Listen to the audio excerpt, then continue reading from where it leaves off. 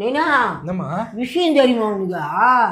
நம்ம வீட்டான ரஞ்சினி அக்காக்குறாள, ஆமா 2வது கல்யாணம் பண்ணிக்க போறாளாண்டா. இவ்வளவு பெரிய பசங்களை வச்சுக்கலாம் இது தேவையாச்சு?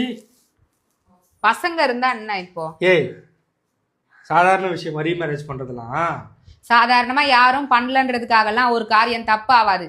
எனக்கு ஒண்ணு புரியல, புருஷ செத்து போய் தவிக்கும் போது எட்டி கூட பார்க்காத இந்த ஊரு ஒரு துணையை தேடிக்கும் போது இப்படி குதிக்குது.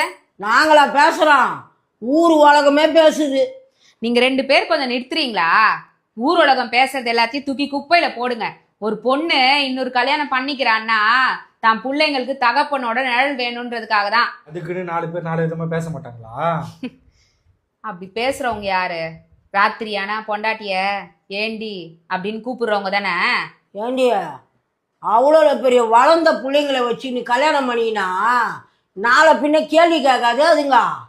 அந்த பிள்ளைங்க வளர்ந்து ஆளாளுக்கு ஒரு இடத்துக்கு போயிடுச்சுன்னா அந்த மனுஷி எப்படி 4 செவத்துக்குள்ள வாழ சொல்றீங்களா? இப்படி பேசுற வாய் தான் வந்து சோறு போட போதா? பிள்ளைங்க இருக்கிறப்ப இந்த ஆசைலாம் தேவையா? ஆசைதான், நல்லா நிம்மதியா வாழணும்ன்ற ஆசை, அவளை மதிக்கணும்ன்ற ஆசை, அவளுக்கு ஏதாவது உடம்பு முடியலன்னா நான் இருக்கேன் அப்படின்னு சொல்றதுக்கு ஒரு கை வேணும்ன்ற ஆசை. ஒருத்தி இன்னொரு கல்யாணம் பண்ணிக்கிறான்னா அவளோட தேவைக்காக மட்டும் இல்ல, அது அவளோட திமிரு.